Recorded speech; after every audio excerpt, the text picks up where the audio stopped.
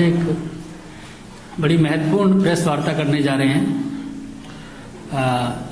आदरणीय रवि जी के साथ आदेश गुप्ता जी हैं जो दिल्ली प्रदेश भारतीय जनता पार्टी के अध्यक्ष हैं, रामवीर सिंह बिदुड़ी जी हैं जो नेता प्रतिपक्ष हैं, संजय मयूख जी हमारे मीडिया सेल के सह प्रभारी हैं।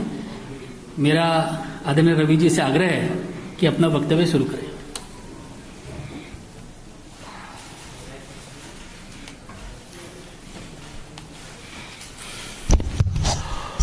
मित्र बलूनी जी, संजय मयूख जी, दिल्ली भाजपा के सम्मानीय अध्यक्ष आदेश जी, विपक्ष के नेता आदरणीय बिदुड़ी जी, मित्रों, आज सही में एक महत्वपूर्ण मुद्दे पर जो दिल्ली के बारे में है, भारत की राजधानी, आपसे चर्चा करने पार्टी की ओर से आया हूं। अरविंद केजरीवाल जी हर घर अन्न की बात कर रहे हैं, घर घर पहुंचाएंगे। ऑक्सीजन तो पहुंचा नहीं सके, मोहल्ला क्लिनिक दवा तो पहुंचा नहीं सकी, अब अनाज की बात कर रहे हैं। यह भी कितना बड़ा जुमला है, आज इसकी चर्चा में करने आया हूं। कानूनी रूप से भारत सरकार की नीतियों के अनुरूप में, और वो क्या कर रहे हैं ये भी आपके सामने मैं बताने के लिए आया हूं। और बड़ी विनम्रता से आरंभ में ही मुझे टिप्पणी करनी है कि दिल्ली सरकार राशन माफिया के नियंत्रण में है, उनके सारे फैसले, और ये बात मैं बड़ी जिम्मेवारी से बोल रहा हूं। इसको मैं अभी विस्तार से बताऊंगा। आपको मालूम है कि फूड सिक्योरिटी एक्ट का एक कानून है जो 2013 का कानून है, हमारे सत्ता में आने के पहले का कानून है। भारत सरकार देश भर में 2 रुपए किलो गेहूं और 3 रुपए किलो चावल की व्यवस्था कराती है। प्रधानमंत्री ग्रामीण अन्न योजना के अंतर्गत पिछले साल भी नवंबर तक दिया था मुफ्त देश के गरीबों को 80 करोड़ को। इस साल पहले 2 महीने किया, अब उसको नवंबर तक कर दिया है। इसका पूरा खर्चा चावल का होता है 37 रुपये, प्रोक्योरमेंट, डिलीवरी, ट्रांसपोर्टेशन, और गेहूं का होता है 27 रुपये। लेकिन भारत सरकार सब्सिडी देकर देश भर के प्रदेशों को देती है राशन शॉप के द्वारा बांटने के लिए। इंपॉर्टेंट समझिए, 2 रुपये किलो गेहूं, 3 रुपये किलो चावल। और भारत सरकार सालाना लगभग 2 लाख करोड़ खर्च करती है इसके सब्सिडी के ऊपर। ये आपको जानकारी होनी चाहिए। ये मैंने फूड सिक्योरिटी एक्ट की बात की। ये देखिए, ये है फूड सिक्योरिटी एक्ट 2013। इसके अंतर्गत राशन शॉप का डिस्क्रिप्शन है कि राशन शॉप क्या है, और इसके 2 प्रावधान की ओर मैं आपका विशेष रूप से ध्यान देना चाहूंगा कि सेक्शन 12 में लिखा हुआ है, door step delivery of food grain to the targeted public distribution system outlets. Outlets के द्वारा, आउटलेट कौन है? फेयर प्राइस शॉप है। उसके बाद इसमें पूरी व्यवस्था है। सेक्शन मैं आपके सामने 28 और 29, और ये मैं माननीय आदेश जी और माननीय बिदुड़ी जी को बहुत विनम्रता से इसको कहना चाहूंगा, ये बात आनी चाहिए कि ये पीरियोडिक ऑडिट होगा हर राशन शॉप का, धारा 28 के मुताबिक। और ये बात जनता को इसकी जानकारी दी जाएगी कि इस फेयर प्राइस शॉप के ऑडिट का नतीजा क्या निकला, वो ठीक काम कर रहे हैं, गलत काम कर रहे हैं। ये कौन करेगा? राज्य सरकार करेगी। और धारा 29 में इस बात का प्रावधान है कि आप विजिलेंस कमेटी बनाएंगे राशन शॉप की मॉनिटरिंग के लिए। जो ये राशन शॉप ठीक काम कर रहे हैं, नहीं काम कर रहे हैं, ये इसकी चिंता करेंगे। तो ये कानूनी व्यवस्था है जो पूरे भारत में लागू है, जिस कानून का नाम है फूड सिक्योरिटी एक्ट। इसलिए मैं देश का कानून मंत्री आज इसका गजट ही लेकर के आया है, जो ये गजट घोषित किया गया था 10 सितंबर 2013 को, मतलब मोदी जी की सरकार के आने के पहले, ताकि किसी को टारगेट करने का आरोप हम पर न लगाया जाए। अब मैं आता हूं one nation one card, one nation one ration card. यह भारत सरकार के द्वारा बहुत महत्वपूर्ण योजना शुरू की गई कि बिहार, यूपी, उत्तराखंड, मध्य प्रदेश, राजस्थान के लोग देश में घूमते हैं मजदूरी में, अब तो दक्षिण भारत के भी घूमते हैं। तो अगर वो गांव पर राशन कार्ड में उसका नाम है तो दिल्ली में नहीं मिलेगा, तो मुंबई में नहीं मिलेगा। तो प्रधानमंत्री जी को यह चिंता जब बताई गई, उन्होंने कहा नहीं, इसका रास्ता निकालो। तब देश में वो मेरे आईटी विभाग ने उसकी चिंता की, वो सिस्टम को प्रोवाइड किया। एक देश एक ration card, one nation one ration card. और मुझे आपको बताते हुए हर्ष होता है कि देश के 34 राज्यों और यूटी ने one nation one ration card को एडॉप्ट कर लिया, 34 राज्यों ने। और अभी तक इस पर 28 करोड़ ट्रांजैक्शन हुए हैं। किसके? पोर्टेबल, जो रहते कहीं और हैं, काम करते कहीं और हैं। तो उनको कोई दिक्कत नहीं हुई कि अगर कोई व्यक्ति बिहार का या यूपी का या राजस्थान का, मध्य प्रदेश का दिल्ली में है, तो आधा परिवार ने अपने गांव में राशन लिया, आधा यहां लिया। यह मतलब होता है one nation one ration card का। भारत के सिर्फ 3 प्रदेशों ने अभी तक one nation one ration card को इंप्लीमेंट नहीं किया है, क्योंकि इसमें आप आधार से जोड़ते हैं। एक बात आपको मैं बता दूं, आधार भी मैं देखता हूं आईटी मंत्री के रूप में, आधार का मतलब क्या होता है? आपकी फिजिकल आइडेंटिटी को कंफर्म करने के लिए आपकी डिजिटल आइडेंटिटी, आपके डिजिटल व्यक्तित्व से आपके निजी व्यक्तित्व की पहचान। और कैसे? आंखों के आइरिस और उंगलियों के निशान या अंगूठे के निशान। और उसकी कहानी यह है कि आप प्लास्टिक सर्जरी से अपना चेहरा बदल सकते हैं, अपना नाम बदल सकते हैं, लेकिन अपने आंख की आइरिस और अंगूठे के निशान नहीं बदल सकते। इसीलिए आधार का लिंकेज का यह फायदा होता है। मुझे आपको बताते हुए पीड़ा हो रही है कि 34 राज्यों ने one nation one ration card को फॉलो किया, 3 प्रदेश नहीं किए हैं। एक आसाम, क्योंकि वहां आधार लेट से शुरू हुआ था, जो उनकी स्थानीय समस्याएं थी नागरिकता को लेकर के इत्यादि। और बाकी 2 प्रदेश, एक का नाम है बंगाल और दूसरे का नाम है दिल्ली। मेरा पहला सवाल यह है श्रीमान अरविंद केजरीवाल से कि आपने one nation one ration card Delhi में क्यों नहीं लागू किया है? इसका जवाब दें। वो क्या परेशानी है आपको? क्या दिक्कत है आपको? बीजेपी की ओर से यह सवाल हम बहुत प्रमुखता से उठा रहे हैं कि अगर देश के 34 राज्य one nation one ration card को फॉलो करने को तैयार हैं, तो ममता जी की बात तो जो है वो होगी। इनको दिल्ली में समस्या क्या है? अगर लोकप्रिय मुख्यमंत्री हैं, घर घर पहुंचने की बात करते हैं, तो क्या दिल्ली में वो बार बार उनकी ओर से प्रवासी मजदूरों के बारे में बड़े पीड़ादायक भावनात्मक चीजें उठाई जाती हैं? तो उनको खाना मिले, इसमें कोई दिक्कत क्या है? क्यों नहीं? ये हमारा पहला सवाल है। अब हम आते हैं दिल्ली सरकार के आचरण पर। आचरण की क्या स्थिति है? मैंने पहले बताया कि अब आप राशन कार्ड पर जाएंगे तो पॉस मशीन से आपको ऑथेंटिकेट करना पड़ेगा, तो उससे कोई जाली फरेबी काम नहीं हो सकता।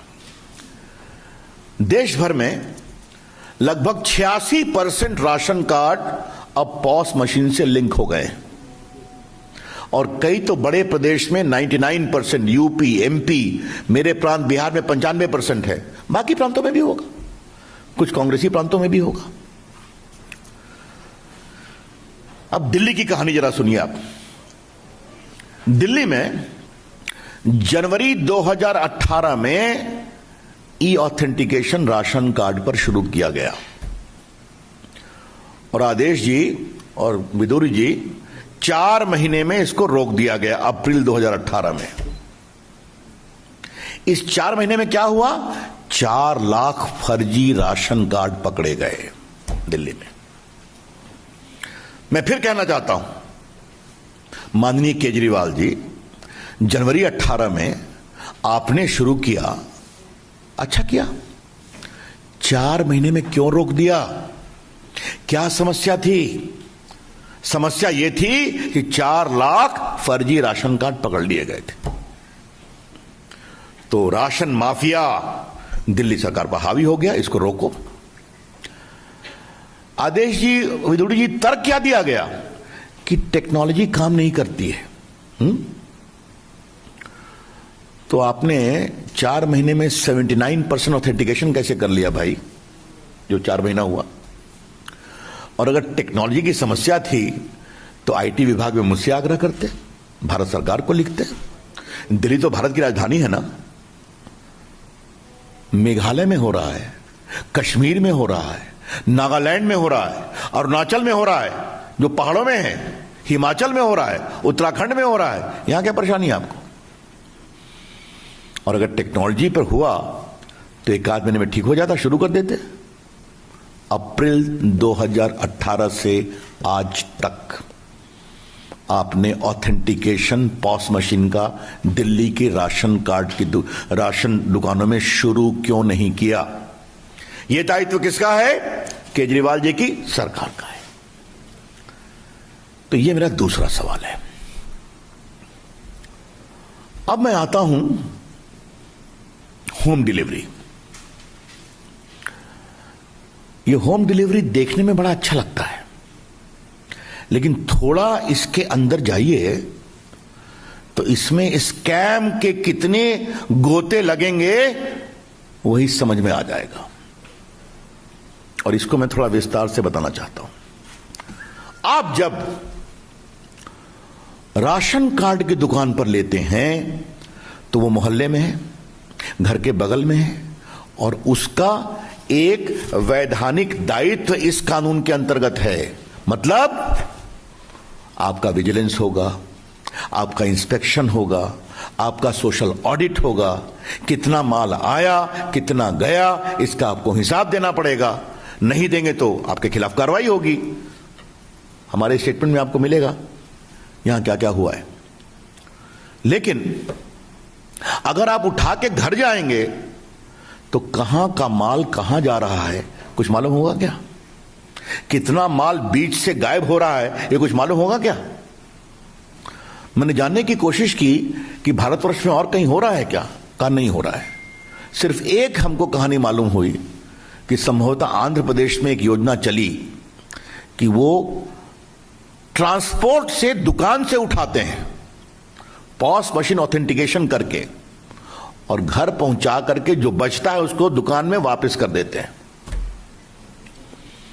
और कहीं कुछ नहीं है। मतलब फेयर प्राइस राशन शॉप की दुकान इसके केंद्र में है। यह कानून की आवश्यकता है ताकि भारत, और केजरीवाल जी पूछते हैं कि मोदी जी ना ये आपका अनाज है ना मेरा अनाज है।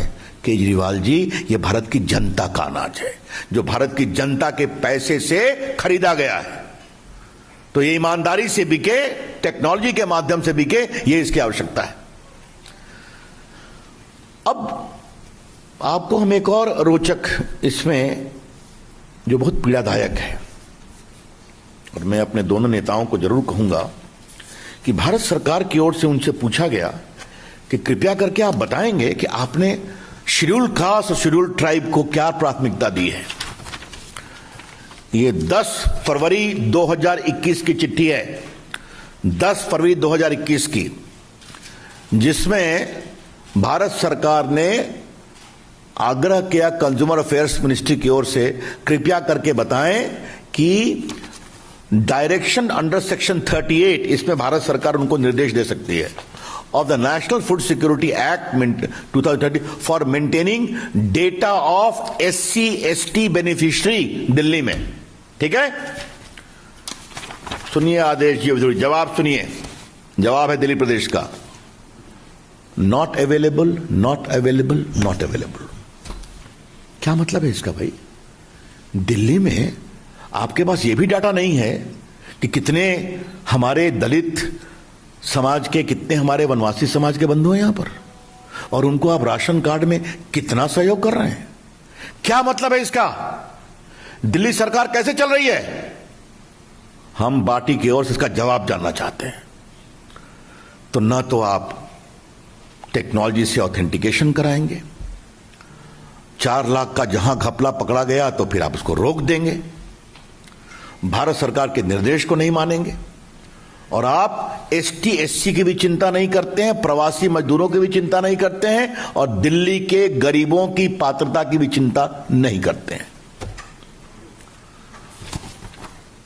तो एक कहावत है ना, आपका चाल चलन कैसा है, तब ना आगे आप कुछ काम करेंगे।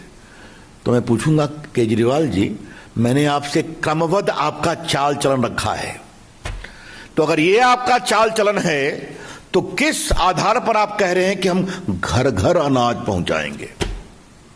ये हम सवाल उठाना चाहते हैं। तो आप कानून तोड़ना चाहते हैं, आप दिल्ली के गरीब जनता की आंखों में धूल झोंकना चाहते हैं, और खरीद की भारत सरकार ने, पैसा खर्चा किया भारत सरकार ने, कानून के मुताबिक राशन के माध्यम से उसको भेजना है। तो केजरीवाल जी, अगर आपको इतनी ही रुचि है तो आप अपना एक अलग स्कीम बनाकर आइए भारत सरकार के पास, हम सस्ते में अनाज आपको देने की कोशिश करेंगे। और ऐसी बात नहीं है, ये देखिए भारत सरकार की ओर से उनको 3 साल में इतनी चिट्ठियां लिखी गई हैं, ये सब मैं सिर्फ दिखा रहा हूं, आपको विस्तार से बता नहीं रहा हूं।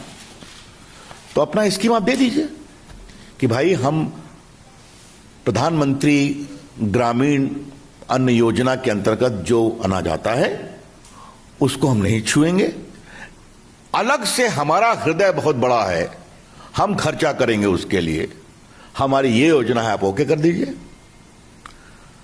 तो ये हैं बड़े सवाल, और इसका एक पॉलिटिकल निष्कर्ष क्या है?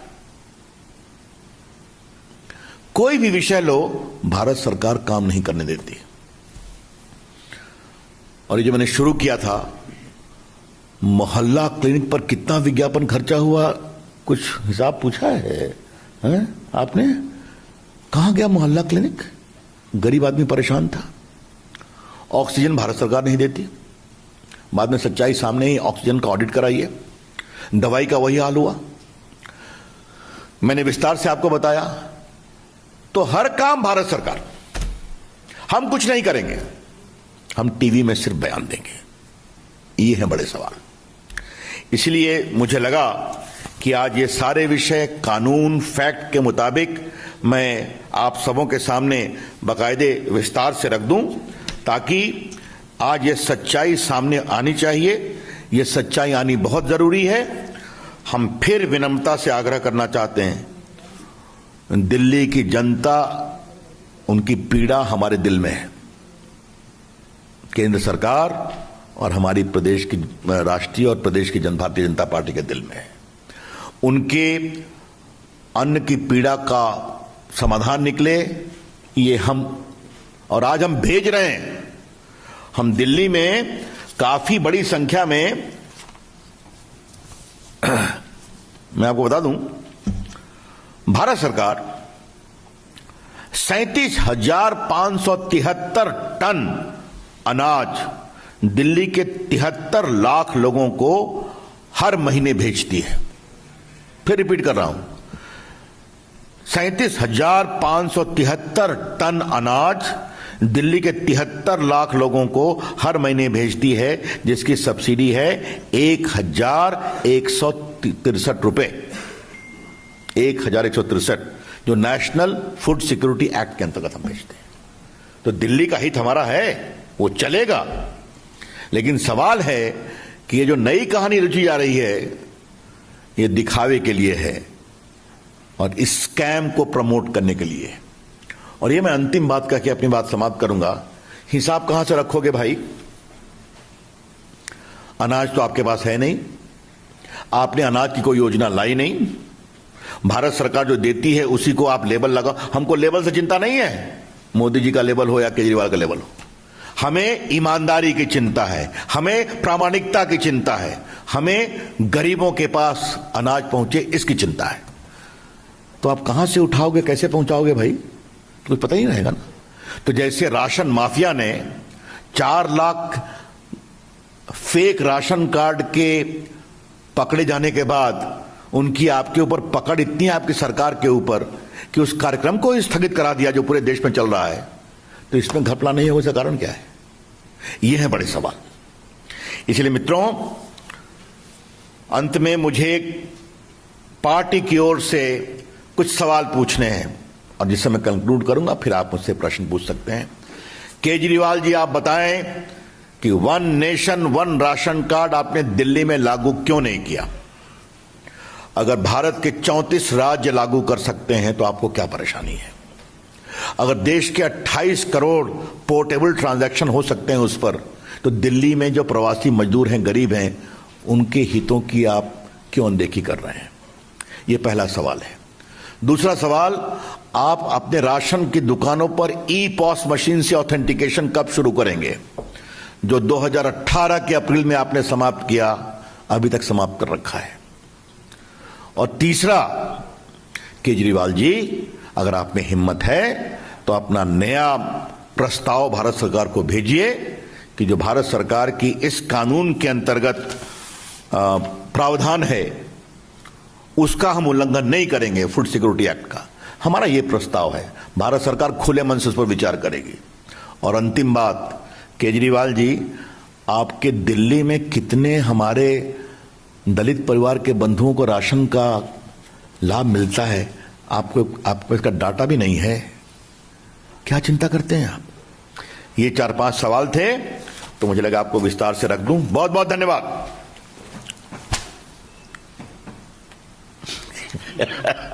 अरे चलो, यदि आपके प्रश्न प्रफुल्ल पहले मैं इस पर मैं उत्तर लूंगा। हाँ, सवाल लूंगा। ये से नहीं क्वेश्चन ऑन दिस। इसी संदर्भ में विषय यही है।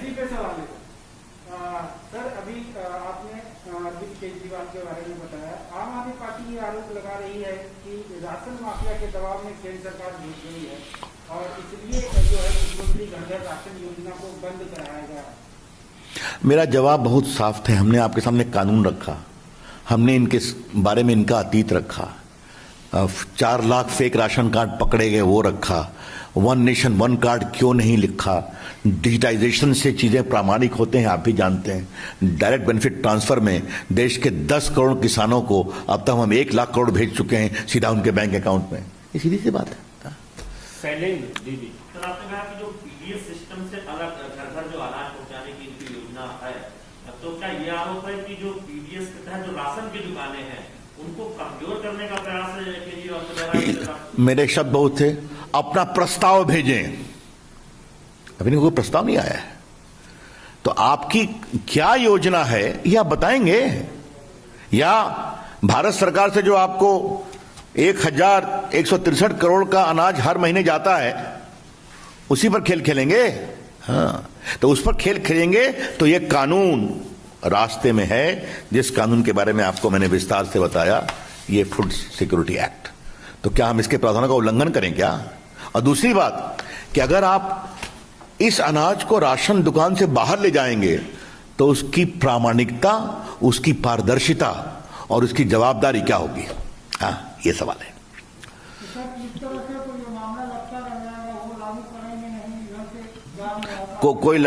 कोई लटका नहीं रहेगा।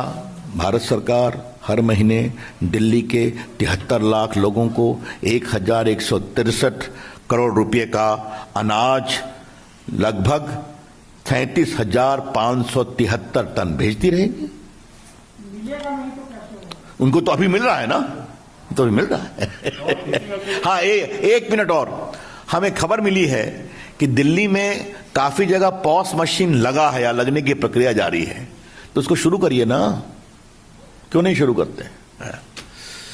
एक खबर आई है और आदेश जी भी उस बात को पुष्ट करेंगे कि कई इलाके में अनाज सड़ता हुआ 700 टन तो किशनगढ़ बसंतपुर में पकड़ा गया, देखा गया, और कई जगह जो अनाज है वो डिस्ट्रीब्यूट नहीं हुई है कोविड-1 के दौरान, कोविड-2 के दौरान। तो ये सवाल मेरी बजाय आदेश जी और विदुर जी उठा रहे हैं ना। देखिए, आप एक बात समझ लीजिए, शासन के नियमों के अनुसार हमारा काम भारत सरकार से भेजना है, उसको बांटना, उसका विजिलेंस करना, उसका ऑडिट करना केजरीवाल जी का काम है, उनकी सरकार का काम है। और कोई सवाल इस पर? एक मिनट, हाँ, और कुछ? अच्छा, ठीक है, that means Delhi is not important. चलिए, हाँ, और कुछ सवाल इस पर? अब I am not suppose to comment upon speculative stories, that's all. हाँ, जो मौजूदा कानून है फूड सिक्योरिटी एक्ट को लेकर, तो क्या ये कहा जाए कि घर घर राशन पहुंचाने की कोई जो योजना है वो इस मौजूदा कानून के तहत राज्य सरकार नहीं कर सकते अगर ये अनाज उपयोग करना है? जो अनाज नहीं, एक बात फिर कहूंगा, इस योजना के अंतर्गत, अन्न सुरक्षा योजना के अंतर्गत, राशन शॉप उसका केंद्र है, क्योंकि हर मोहल्ले में है। ये राशन की जवाबदारी, किसके यहां गया, किसको मिला, उसका ऑथेंटिकेशन है, कि वो पूरा सिस्टम है। हाँ, ये उसका। अमिताभ सिन्हा नहीं, एक मिनट, और इस पर कोई सवाल नहीं? चलिए, बोलिए साहब। देखिए, मुझे इस पर दो बातें कहनी है आपसे। अंतर्राष्ट्रीय बाजार में जो क्रूड ऑयल और बाकी की कीमत है वो तो आप जानते हैं। कितनी बार पेट्रोल का दाम कम हुआ है, जब अंतर्राष्ट्रीय बाजार में हुआ, डीजल का दाम भी कम हुआ है, वो भी दर्जनों बार हुआ है पिछले 4-5-6 वर्षों में। लेकिन थोड़ा मुझे कांग्रेस पार्टी से एक सवाल पूछना है कि वैट राजस्थान में हाईएस्ट है। मैं आंकड़ा देना चाहता हूं, राजस्थान में डीजल पर वैट है 26%, सेस को निकाल दीजिए। बगल में गुजरात में है 20.2%। पेट्रोल पर राजस्थान में वैट है 36%, अगर आप सेस को निकाल दीजिए।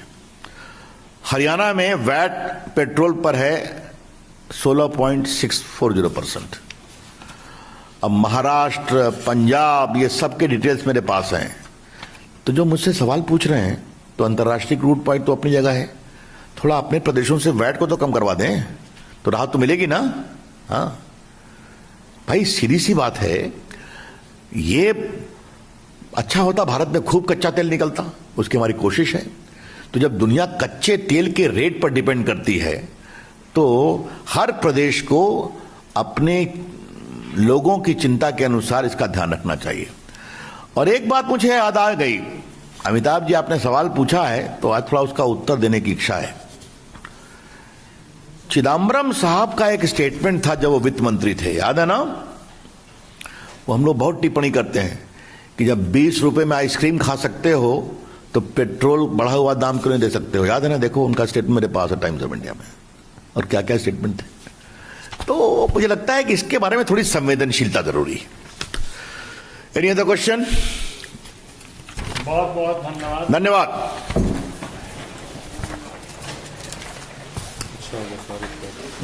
बढ़िया, बहुत सुंदर बोले। इसकी क्लिपिंग्स जो है ना करवाएंगे दिल्ली में। आप चलाओ, हमला करो पूरा कस करके। हाँ, समझे ना?